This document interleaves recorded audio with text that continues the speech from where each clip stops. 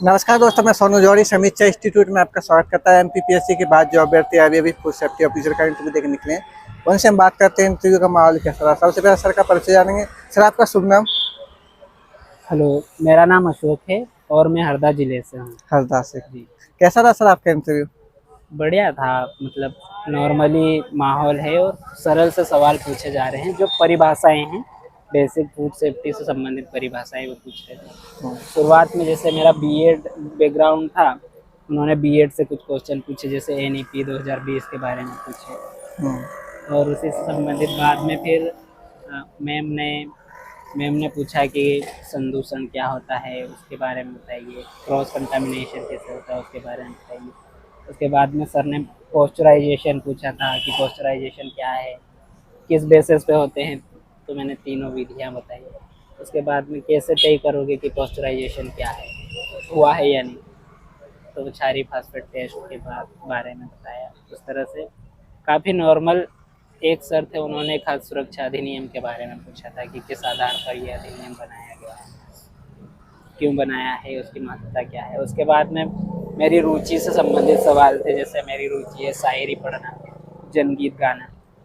तो उन्होंने पूछा कि आपकी रुचि आपको फील्ड में कैसे मदद करेगी। अगर कोई ऐसे व्यक्ति जो खाद कारोबारता हैं, जो मिलावट करते हैं रोजाना, और तुमने फील्ड पे गए और 4-5 लोगों ने तुम्हें घेर लिया, सिचुएशन बेस्ड सवाल था, घेर लिया, तो आप आपकी अभिरुचि के अनुसार उनको कैसे डील करेंगे। मैंने बताया कि सर, चूँकि मेरी रुचि जनगीत गाना शायरी पढ़ना है, मैं अपनी बातों को प्रभावी रूप से रख पाऊँगा उनसे और उनको भी समझ पाऊँगा गहराई से। वो बोले फिर भी नहीं समझेंगे तो क्या करोगे, वो तो मिलावट करते हैं बोले। ऐसे हंसने वाले फील्ड में उन्होंने। तो सर फिर खाद्य सुरक्षा अधिनियम के अनुरूप जो नीति नियम बनाए गए हैं, उनको देखते हुए फिर इस तरह के बेसिक सवाल रहे। फिर नॉर्मली रहा, उन्होंने शुभकामनाएं दी कि बेस्ट ऑफ लक बेटा। और उन्होंने अपने होम डिस्ट्रिक्ट से भी पूछा, होम डिस्ट्रिक्ट खंडिया से हो, स्कूलिंग तुमने टिमरनी से की, इतना अलग अलग जगह से। तो मैंने बताया कि सर, गांव स्तर पर जिस तरह का प्रभाव होता है, हॉस्टल में एडमिशन, तो हॉस्टल में चले जाना, उस तरह का अलग अलग जगह से एजुकेशन हुआ।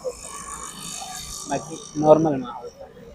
करंट अफेयर से संबंधित कोई क्वेश्चन बना है? नहीं, करंट अफेयर से टेंशन। जैसे फूड प्रोसेसिंग वगैरह, जैसे कि मेगा फूड पार्क है मध्य प्रदेश के परिप्रेक्ष्य में, तो यहाँ से कोई क्वेश्चन? नहीं नहीं, ऐसा कोई क्वेश्चन? उन्होंने एक क्वेश्चन और पूछा था, प्रिजर्वेटिव्स क्या है।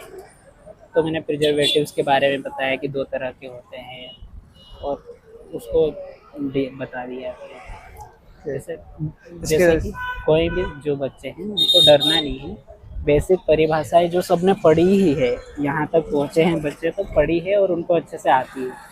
बस कॉन्फिडेंस के साथ रहें और बस। बहुत अच्छा लगा सर आपसे बात करके। आपको बहुत बहुत शुभकामनाएं। Thank you.